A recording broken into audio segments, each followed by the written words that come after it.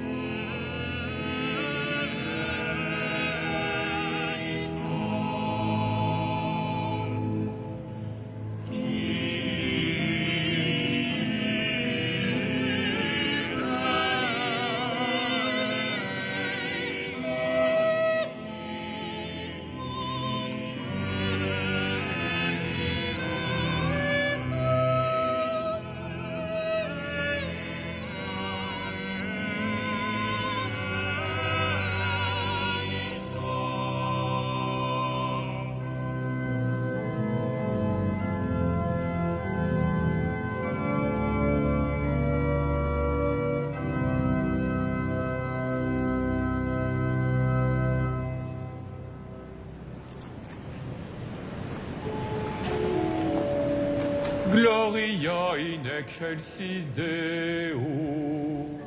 Et in terra pax hominibus, bone voluntatis. Laudamus Dei. Benedicimus Dei. Adoramus Dei. Glorificamus Dei. Gratias agimus tibi.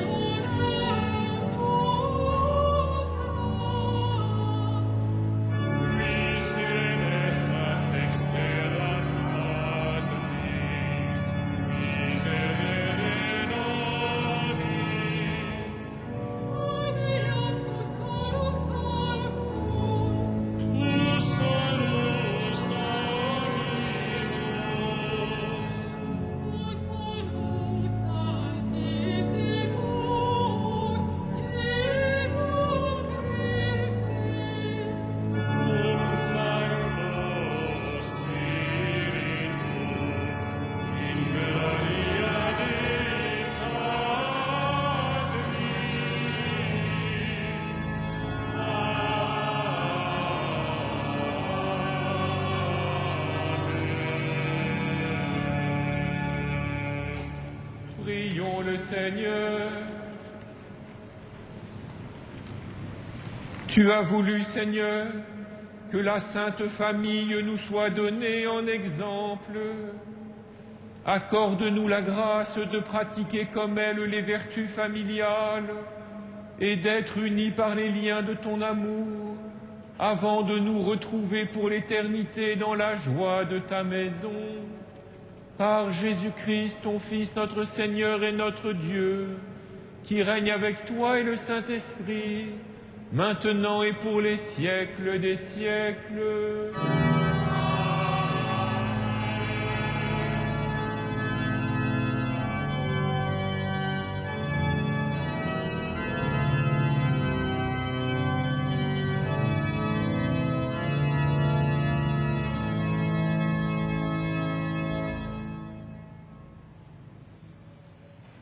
Lecture du livre de Ben Sirac le sage. Le Seigneur glorifie le Père dans ses enfants. Il renforce l'autorité de la mère sur ses fils. Celui qui honore son Père obtient le pardon de ses fautes. Celui qui glorifie sa mère est comme celui qui amasse un trésor. Celui qui honore son Père aura de la joie dans ses enfants. Au jour de sa prière, il sera exaucé. Celui qui glorifie son Père verra de longs jours. Celui qui obéit au Seigneur donne du réconfort à sa mère. Mon fils, soutiens ton Père dans sa vieillesse. Ne le chagrine pas pendant sa vie. Même si son esprit l'abandonne, sois indulgent. Ne le méprise pas, toi qui es en pleine force. Car ta miséricorde envers ton Père ne sera pas oubliée, et elle relèvera ta maison, et si elle est ruinée par le péché. Parole du Seigneur.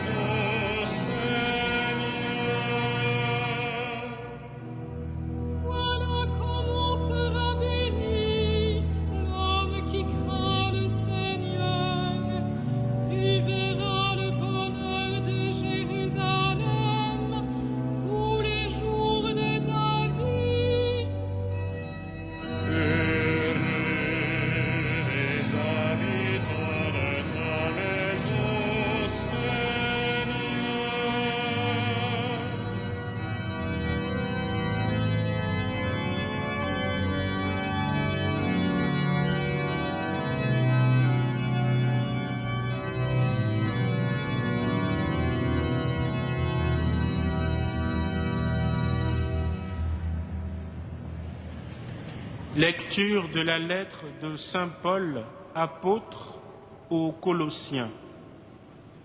Frères, puisque vous avez été choisis par Dieu, que vous êtes ses fidèles et ses bien-aimés, revêtez votre cœur de tendresse et de bonté, d'humilité, de douceur, de patience.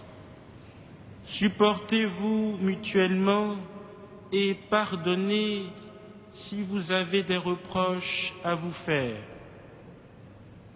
Agissez comme le Seigneur. Il vous a pardonné, faites de même.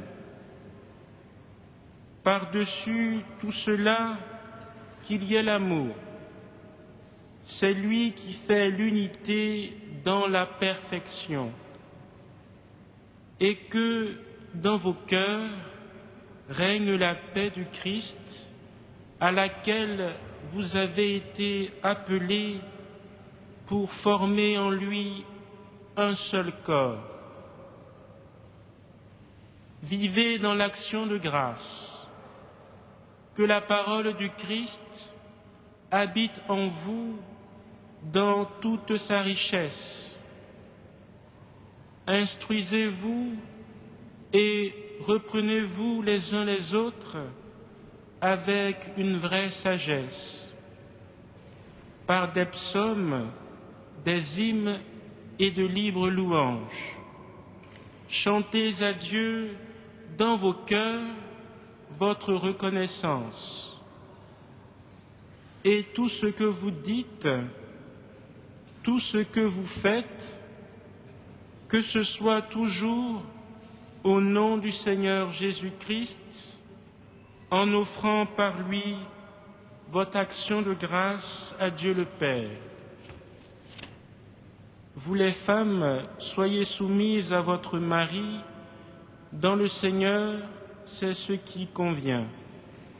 Et vous les hommes, aimez votre femme, ne soyez pas désagréables avec elle. Vous les enfants, en toutes choses, écoutez vos parents. Dans le Seigneur, c'est cela qui est beau. Et vous les parents, n'exaspérez pas vos enfants, vous risqueriez de les décourager. Parole du Seigneur.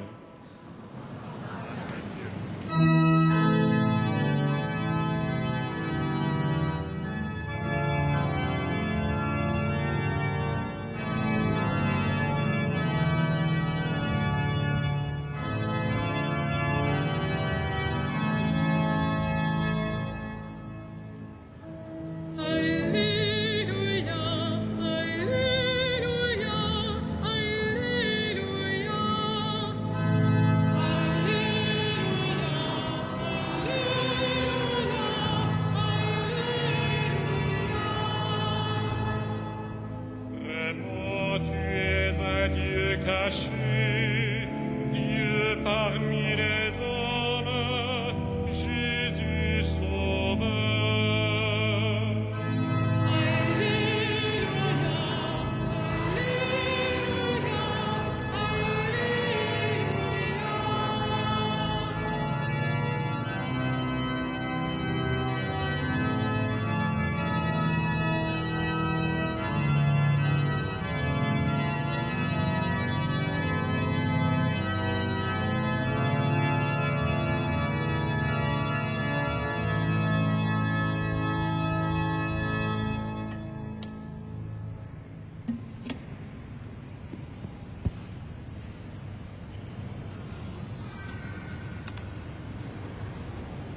Le Seigneur soit avec vous. Évangile de Jésus-Christ selon saint Matthieu.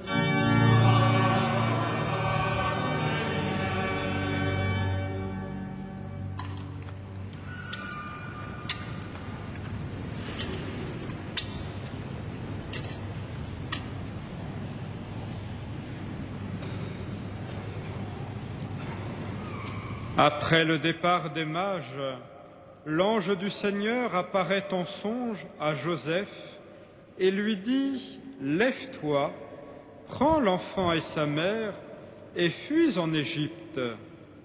Reste là-bas jusqu'à ce que je t'avertisse, car Hérode va rechercher l'enfant pour le faire périr. » Joseph se leva. Dans la nuit, il prit l'enfant et sa mère et se retira en Égypte, où il resta jusqu'à la mort d'Hérode. Ainsi s'accomplit ce que le Seigneur avait dit par le prophète: « D'Égypte, j'ai appelé mon fils. » Après la mort d'Hérode, l'ange du Seigneur apparaît en songe à Joseph en Égypte et lui dit: « Lève-toi, prends l'enfant et sa mère et reviens au pays d'Israël, car ils sont morts ceux qui en voulaient à la vie de l'enfant. » Joseph se leva, prit l'enfant et sa mère et rentra au pays d'Israël.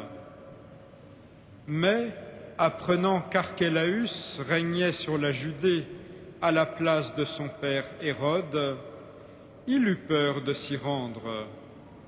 Averti en songe, il se retira dans la région de Galilée et vint habiter dans une ville appelée Nazareth.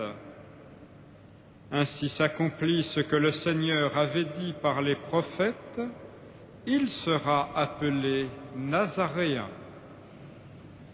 Acclamons la parole de Dieu.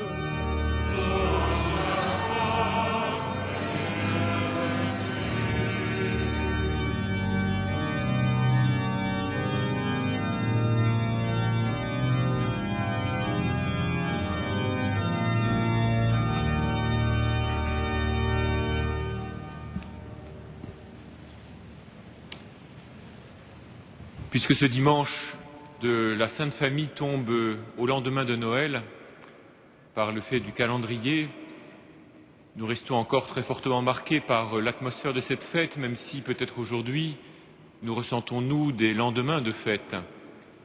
Mais nous ne pouvons pas oublier aujourd'hui tous ceux qui ont fêté Noël dans la douleur, dans la détresse, tout particulièrement nos frères chrétiens d'Orient, de Chine ou d'ailleurs qui ont vécu Noël dans l'inquiétude à cause de la violence qui peut toujours s'exercer contre eux.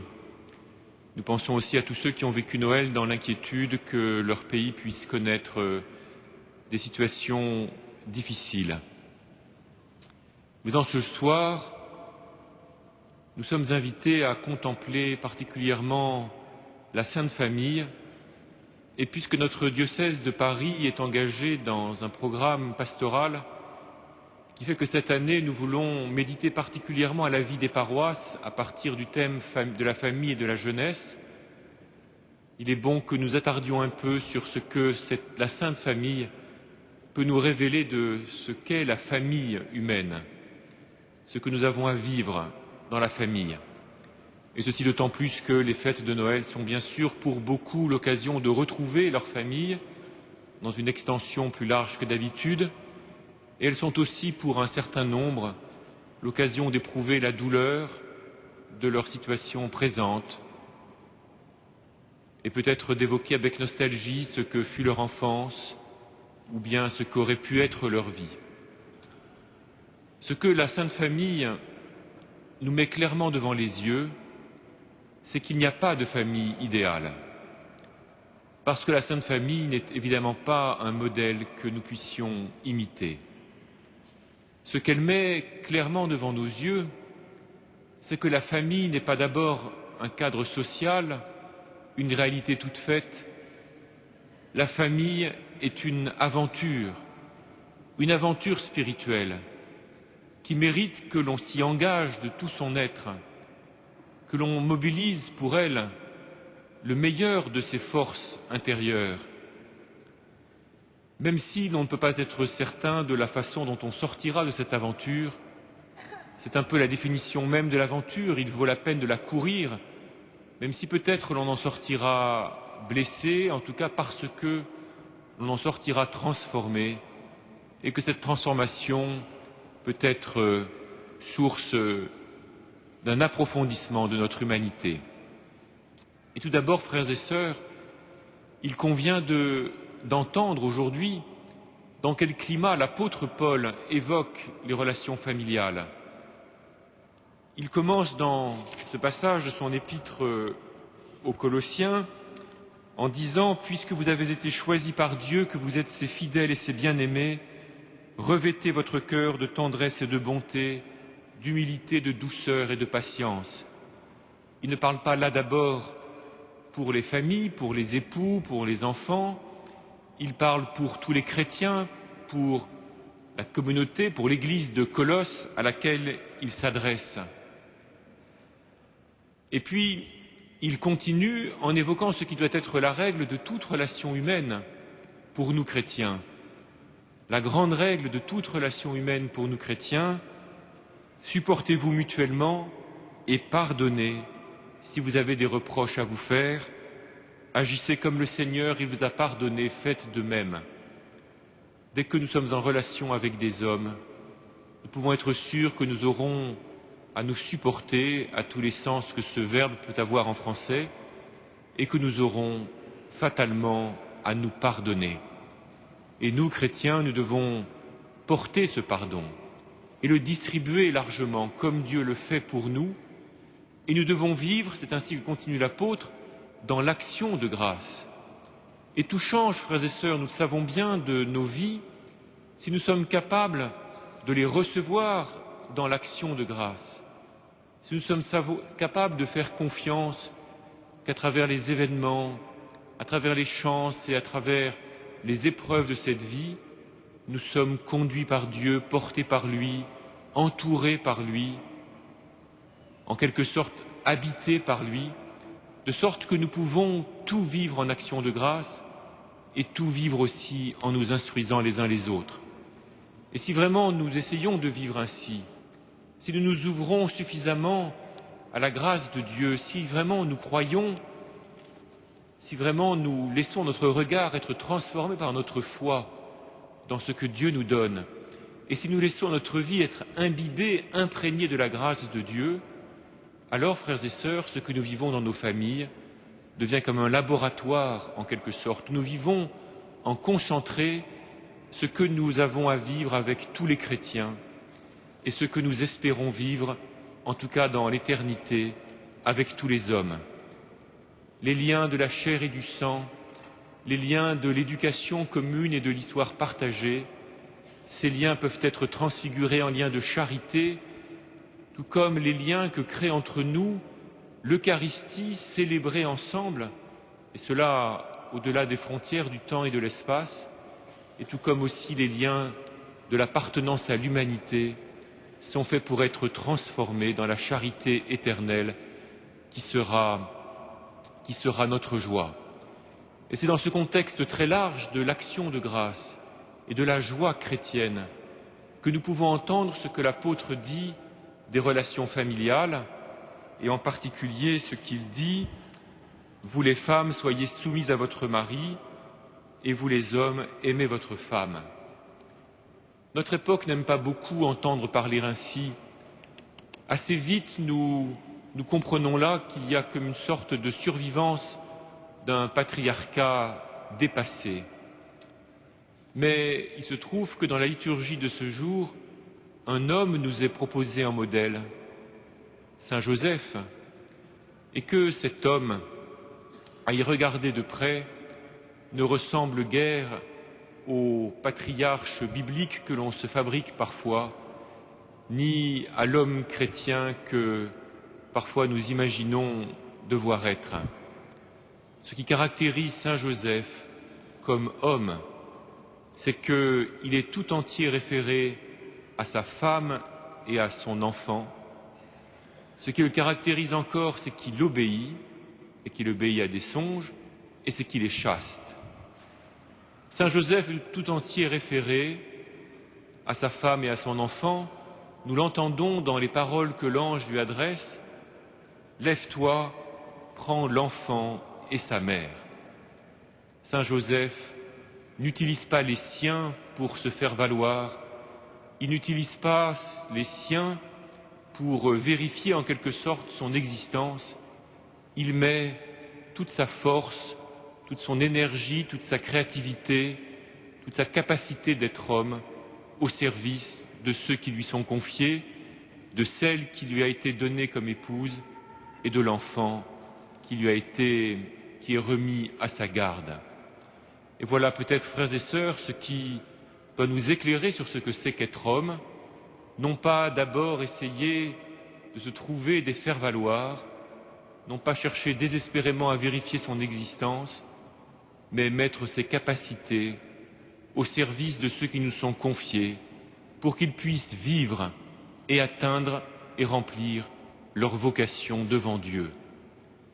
Tous les hommes, tous les époux, tous les pères de famille peuvent s'interroger, surtout peut-être ceux qui sont absorbés par leur vie professionnelle et sociale. Est-ce que nous, chrétiens, nous devons nous laisser manger par cette angoisse de notre époque qui consiste à vouloir vérifier son existence, au prix parfois de ne plus être au service de la vocation de ceux qui nous sont remis. Saint Joseph, ensuite, obéit, et il obéit à des songes. Cela peut nous surprendre, mais il faut bien comprendre ce que l'évangéliste nous dit là. Il ne nous présente pas Saint Joseph comme une sorte de pantin qui serait actionné par des puissances invisibles. Il y a un autre Joseph dans la Bible, le premier Joseph, le patriarche, le fils de Jacob, celui qui a été vendu comme esclave par ses frères et qui, devenu vizir du Pharaon, va les sauver de la famine et leur offrir son pardon. Et ce Joseph-là, vous en souvenez, est aussi un homme des songes. Les songes, il faut savoir les interpréter. Ce qui caractérise Joseph, c'est qu'il fait la volonté de Dieu et c'est qu'il est capable de la comprendre. C'est une chose d'entendre dans un songe un ange vous dire « Lève-toi, prends l'enfant et sa mère et fuis en Égypte ». C'en est une autre de le faire. Il ne suffit pas d'avoir des songes, il faut vivre à leur hauteur. La grandeur de Joseph, c'est précisément qu'il est capable de repérer quelle est la volonté de Dieu et de le faire. Et à travers une vie très simple et même obscure, il est celui qui permet à l'histoire du salut de se dérouler, au plan de Dieu de s'exercer, même si sa vie paraît très humble au regard humain, au regard de l'histoire des hommes, elle est une des plus décisives qui soit pour le salut de tous et chacun des hommes. Et ceci éclaire peut-être, frères et sœurs, ce que doit être notre action à nous les hommes, ce qu'est une action virile, non pas surtout faire des choses hors du commun, mais peut-être dans des choses très simples, très humbles, être capable de repérer la volonté de Dieu et de la mettre pleinement en œuvre. Et tout ceci est récapitulé en quelque sorte dans cette grande caractéristique de Saint Joseph qu'il est chaste. À une époque obsédée par la sexualité, et même en ce domaine, il faut le reconnaître par la performance, Saint Joseph n'a pas fini de nous surprendre, mais il doit aussi nous inspirer, nourrir notre réflexion, notre méditation, notre considération de nous-mêmes. Car Saint Joseph n'est pas homme viril malgré sa chasteté, il est homme et il est viril parce qu'il est chaste. Et c'est cela, frères et sœurs, que nous avons tous à chercher à comprendre, et peut-être à notre époque plus encore qu'à beaucoup d'autres, à cause de l'obsession que je disais. Voilà, en tout cas, en Saint Joseph, l'homme tout entier référé à ceux qui lui sont confiés, l'homme qui obéit et l'homme qui est chaste. Voilà en tout cas un modèle d'homme qui n'est pas forcément celui de l'homme, du patriarche, de l'homme, du Père tout-puissant, de celui qui veut imposer sa volonté, de ce modèle dépassé que l'on nous ressort régulièrement. Nous, chrétiens, nous avons en Saint Joseph une autre ressource pour penser ce que c'est vraiment qu'être homme et vivre virilement. Enfin, frères et sœurs, il est, pour finir là-dessus, sans doute bien des drames de vie familiale, bien des tensions, bien des épreuves, bien des illusions et des désillusions pourraient être dépassées ou s'évanouir si les hommes étaient plus capables de vivre en s'inspirant de ce que saint Joseph nous montre, de ce qu'est être masculin. Et enfin, frères et sœurs, il est bon de prêter attention à ce que nous dit Ben Sirac, le sage. Il commente le 5e commandement, « Honore ton père et ta mère », et dans son commentaire, il ajoute ceci, « Mon fils, soutiens ton père dans sa vieillesse, ne le chagrine pas pendant sa vie, même si son esprit l'abandonne, sois indulgent, ne le méprise pas, toi qui es en pleine force. » Dans ces années où nous sommes, où l'espérance de vie dans nos pays ne cesse pas d'augmenter, nous savons bien que beaucoup de personnes âgées n'ont pas forcément toute la maîtrise de leur tête. Et c'est un des défis devant lequel nous sommes et que nous aurons à relever dans les décennies à venir. Comment nous occupons-nous de nos parents âgés lorsqu'ils redeviennent comme des enfants? Ce que ce 5e commandement nous dit et que la méditation de Ben Sirac le Sage nous aide à percevoir, c'est que tout homme reçoit sa vie. Nous sommes toujours engendrés par un homme et par une femme, de quelque manière d'ailleurs que nous ayons la vie.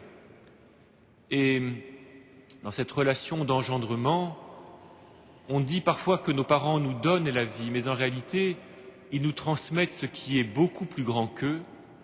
Et c'est ainsi d'ailleurs qu'ils nous ont donné beaucoup d'eux-mêmes.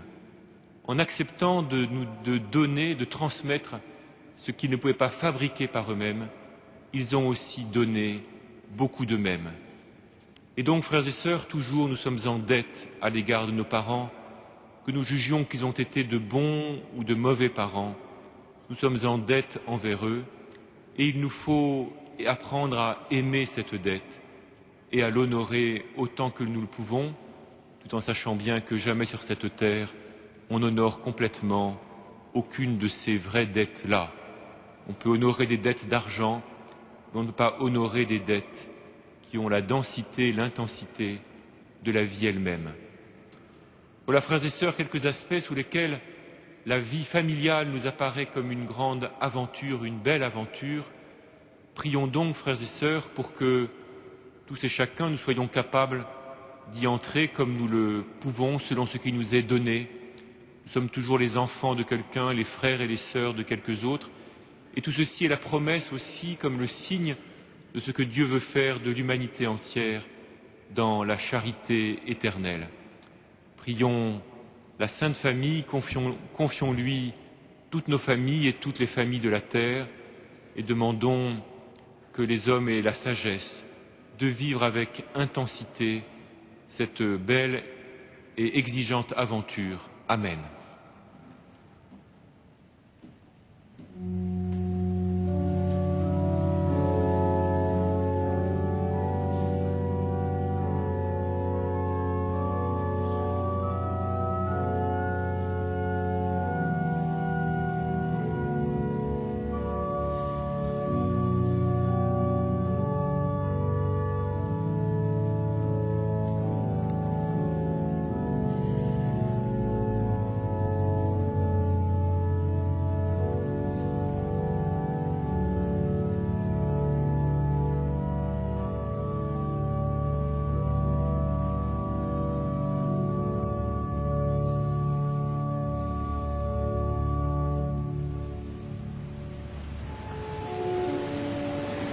Credo in unum Deum.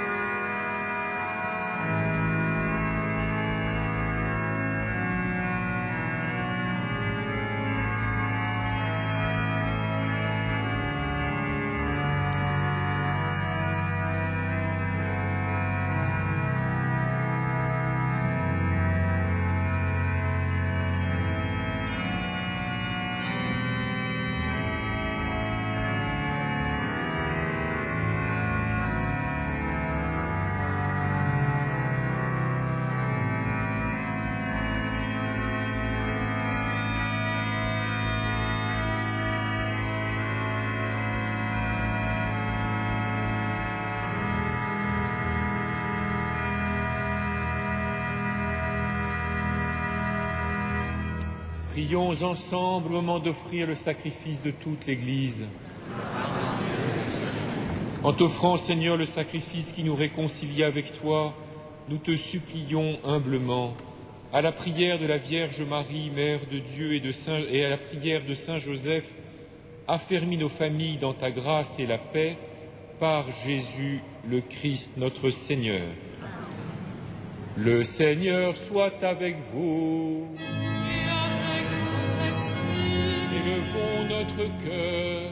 nous le tournons vers le Seigneur. Rendons grâce au Seigneur notre Dieu. Cela est juste et bon. Vraiment, il est juste et bon de te rendre gloire, de t'offrir notre action de grâce toujours et en tout lieu. À toi, Père très saint, Dieu éternel et tout-puissant, par le Christ notre Seigneur. Par lui s'accomplit en ce jour l'échange merveilleux où nous sommes régénérés. Lorsque ton Fils prend la condition de l'homme, la nature humaine en reçoit une incomparable noblesse. Il devient tellement l'un de nous que nous devenons éternels. C'est pourquoi, avec les anges qui proclamaient ta gloire dans les cieux, pleins de joie nous chantons.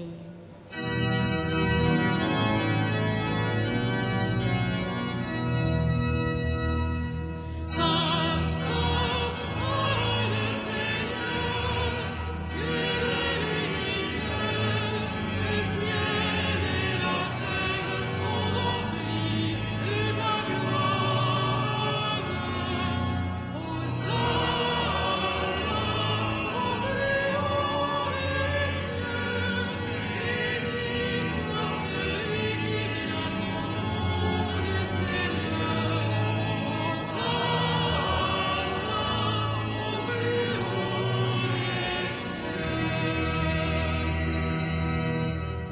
Père infiniment bon, toi vers qui montent nos louanges, nous te supplions par Jésus, ton Fils notre Seigneur, d'accepter et de bénir ces offrandes saintes. Nous te les présentons avant tout pour ta sainte Église catholique. Accorde-lui la paix et protège-la, daigne la rassembler dans l'unité et la gouverner par toute la terre. Nous les présentons en même temps pour ton serviteur, le pape Benoît, pour notre évêque André et tous ceux qui veillent fidèlement sur la foi catholique reçue des apôtres.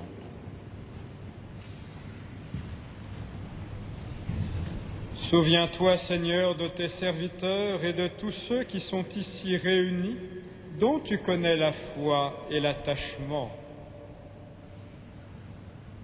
Nous t'offrons pour eux, ou ils t'offrent pour eux-mêmes et tous les leurs, ce sacrifice de louange, pour leur propre rédemption, pour le salut qu'ils espèrent, et ils te rendent cet hommage, à toi, Dieu éternel, vivant et vrai.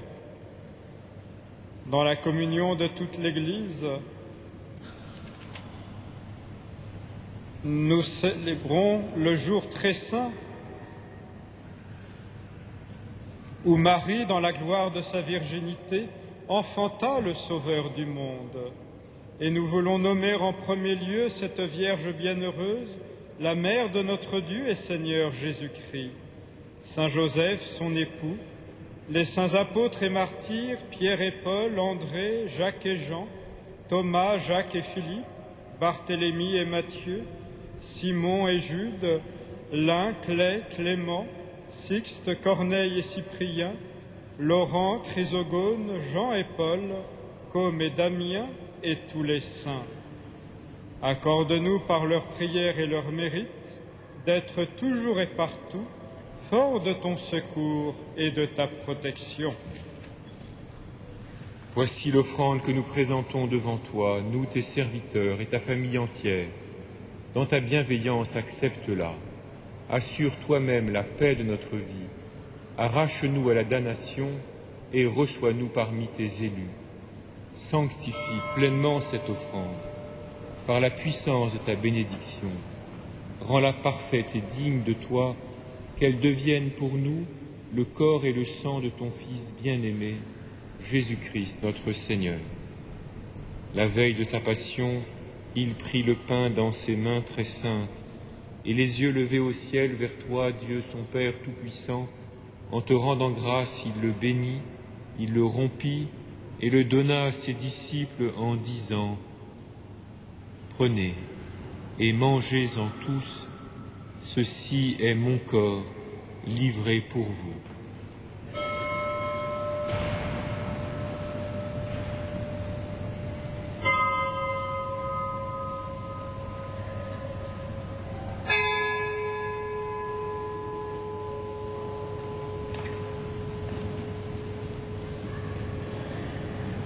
De même, à la fin du repas, il prit dans ses mains cette coupe incomparable, et te rendant grâce à nouveau, il la bénit et la donna à ses disciples en disant : Prenez et buvez-en tous, car ceci est la coupe de mon sang, le sang de l'alliance nouvelle et éternelle, qui sera versé pour vous et pour la multitude en rémission des péchés. Vous ferez cela en mémoire de moi.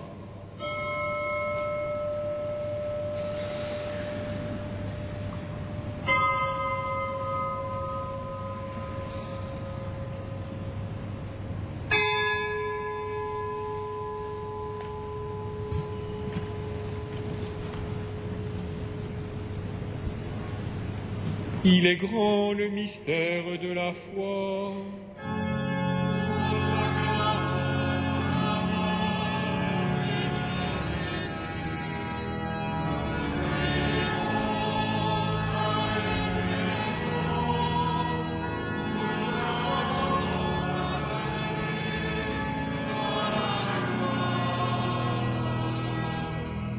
C'est pourquoi nous aussi, tes serviteurs et ton peuple saint avec nous, faisant mémoire de la passion bienheureuse de ton Fils, Jésus-Christ notre Seigneur, de sa résurrection du séjour des morts et de sa glorieuse ascension dans le ciel, nous te présentons, Dieu de gloire et de majesté, cette offrande prélevée sur les biens que tu nous donnes, le sacrifice pur et saint, le sacrifice parfait, pain de la vie éternelle et coupe du salut.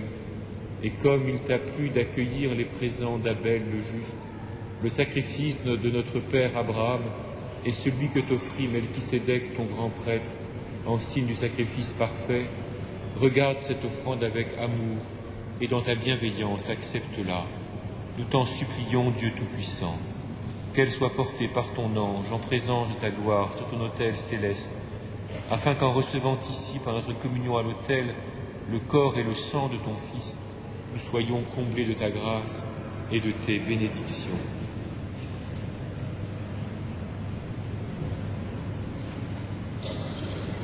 Souviens-toi de tes serviteurs, des défunts de nos familles, qui nous ont précédés, marqués du signe de la foi, et qui dorment dans la paix.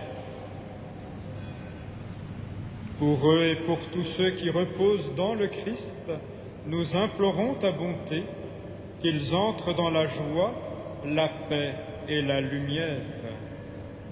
Et nous, pécheurs, qui mettons notre espérance en ta miséricorde inépuisable, admets-nous dans la communauté des bienheureux apôtres et martyrs, de Jean-Baptiste, Étienne, Matthias et Barnabé, Ignace, Alexandre, Marcelin et Pierre, Félicité et Perpétue, Agathe, Lucie, Agnès, Cécile, Anastasie et de tous les saints. Accueille-nous dans leur compagnie sans nous juger sur le mérite, mais en accordant ton pardon par Jésus-Christ notre Seigneur. C'est par lui que tu ne cesses de créer tous ces biens, que tu les bénis, leur donnes la vie, les sanctifies et nous en fais le don. Par lui, avec lui et en lui.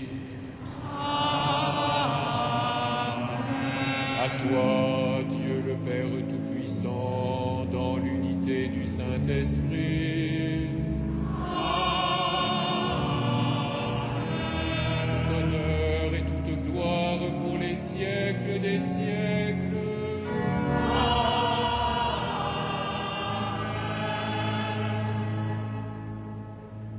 Comme nous l'avons appris du Sauveur, selon son commandement, nous osons dire : Notre Père, qui es aux cieux, que ton nom soit sanctifié, que ton règne vienne, que ta volonté soit faite sur la terre comme au ciel.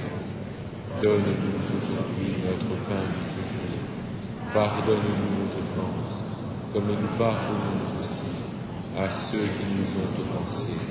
Et ne nous soumets pas à la tentation, mais délivre-nous du mal. Délivre-nous de tout mal, Seigneur, et donne la paix à notre temps. Par ta miséricorde, libère-nous du péché, rassure-nous devant les épreuves, en cette vie où nous espérons le bonheur que tu promets et l'avènement de Jésus-Christ, notre Sauveur.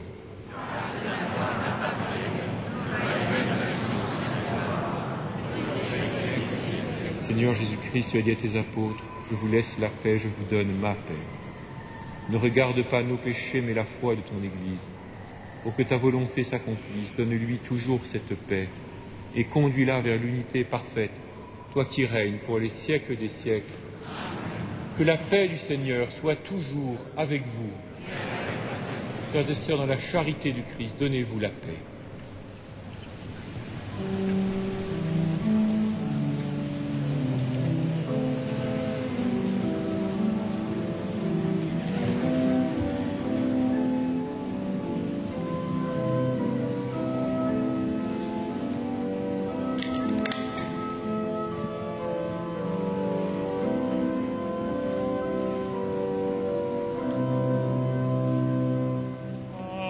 Agnus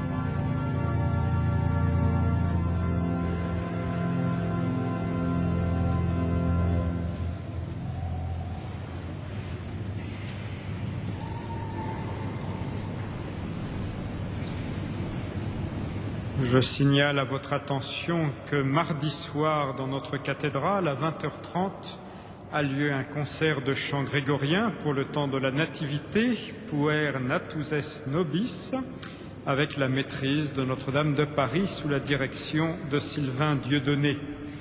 Samedi prochain, 1er janvier, fête de Marie, Mère de Dieu, et journée mondiale de prière pour la paix.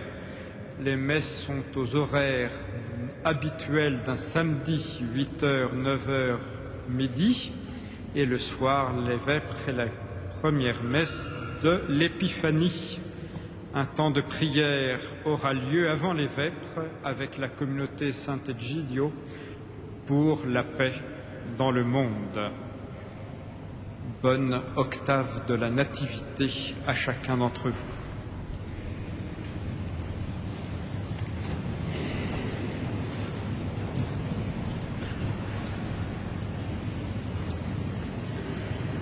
Prions.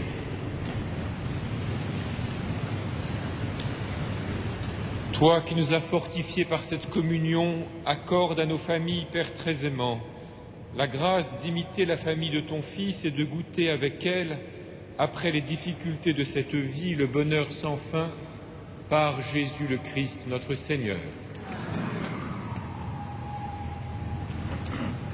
En demandant à Dieu de vous bénir, frères et sœurs, je lui demande d'étendre sa bénédiction à tous les membres souffrants de vos familles, à toutes les personnes pour qui vous voulez prier en ce moment, à toutes les familles dans la détresse, et je pense en particulier aux familles des otages français, et puis aux familles de nos soldats aussi qui sont au loin, mais sûrement bien d'autres motifs de prière spéciale et de demander une bénédiction spéciale de Dieu sont présents. Le Seigneur soit avec vous.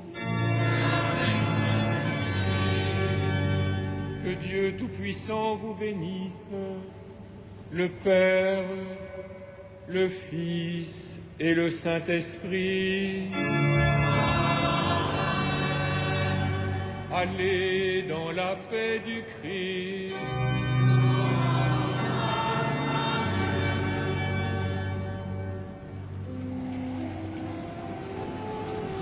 Amen.